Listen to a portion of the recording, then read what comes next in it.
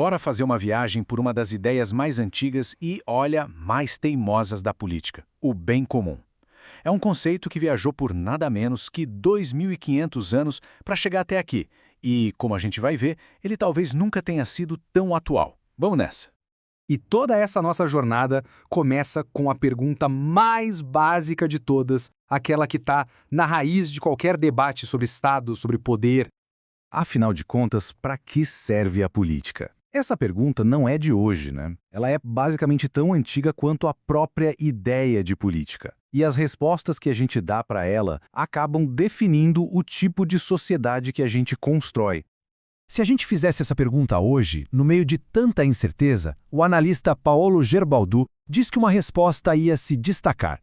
Muita gente espera, antes de mais nada, proteção.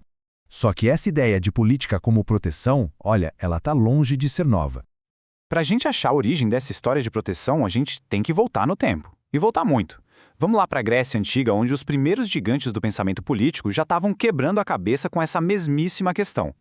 Lá na sua obra-prima, A República, o Platão desenha uma imagem muito poderosa. Ele chama os governantes de guardiões, em grego phylakes. A própria palavra já entrega a missão deles: guardar, preservar, manter a comunidade em segurança.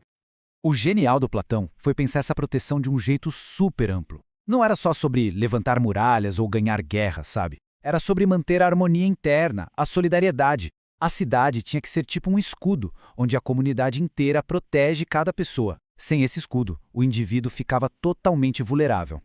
E então entra em cena o aluno mais brilhante de Platão, Aristóteles. Ele pegou a ideia do mestre dele e deu um passo além. Para Aristóteles, a política não podia se contentar só em fazer a gente sobreviver. O objetivo era muito maior, era criar as condições para a gente viver bem, o que ele chamava de eudaimonia. E aqui, o Aristóteles nos deu o teste definitivo para qualquer governo. Ele basicamente disse: não importa se quem governa é uma pessoa, um grupo pequeno ou muita gente. A única pergunta que interessa é: o poder está sendo usado para o benefício de todo mundo ou só de quem está lá em cima? O bem comum vira então a linha que separa a boa política da tirania.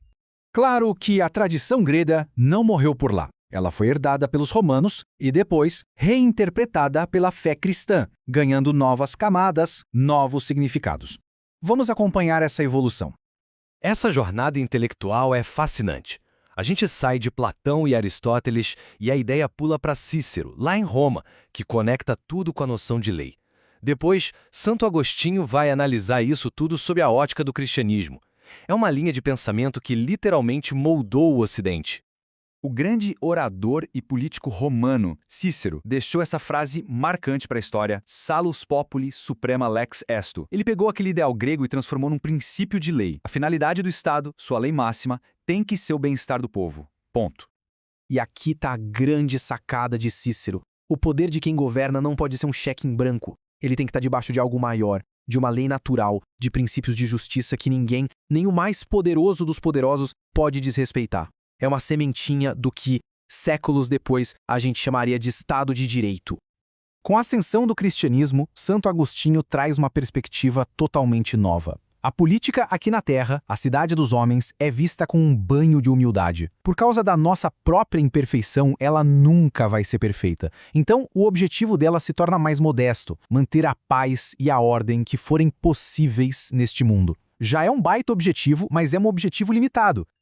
Ok, a gente viajou por séculos de história, mas vamos fazer uma pausa estratégica. Afinal, o que é exatamente esse tal de bem comum que a gente tanto fala? Então, recapitulando a nossa viagem até aqui, para o Platão, o foco era a proteção. Para Aristóteles, era buscar a vida boa. Cícero mirava no bem-estar do povo, mas debaixo da lei. E Agostinho, na paz e ordem possíveis. Cada um foi adicionando uma peça nesse quebra-cabeça. O filósofo Norberto Bobbio nos ajuda com uma definição moderna que é muito boa. O bem comum não é simplesmente pegar o que cada um quer e somar tudo. É mais do que isso. É uma síntese harmoniosa. Um objetivo que a gente só consegue alcançar junto, em harmonia. É criar as condições para todo mundo poder crescer. E aí que o próprio Bobbio aponta o dedo para a ferida, para o problema prático que assombra essa ideia há séculos. Se o bem comum é a meta, quem tem a autoridade para dizer o que ele é? Afinal, as pessoas discordam o tempo todo sobre qual é o melhor caminho para a sociedade. Essa é a eterna dificuldade. Agora, vamos fechar o círculo e voltar para o nosso ponto de partida. Como é que essa tradição de 2.500 anos se conecta com o mundo de hoje? Pois é, acontece que aquela ideia lá do Platão de proteção está de volta, e com força total. Num mundo globalizado que acaba gerando tanta insegurança econômica, social, a demanda por proteção volta a ser uma função central e urgente da política. E essa proteção é mais do que só segurança. Ela é a base para a gente viver junto, para ter coesão social.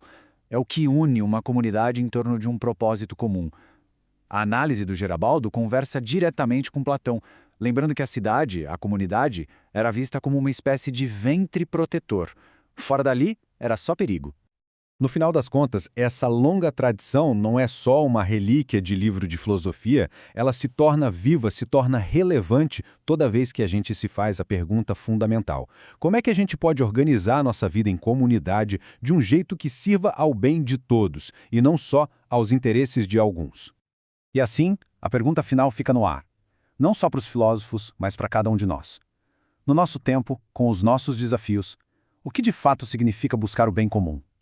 É uma resposta que a gente continua construindo, todo santo dia.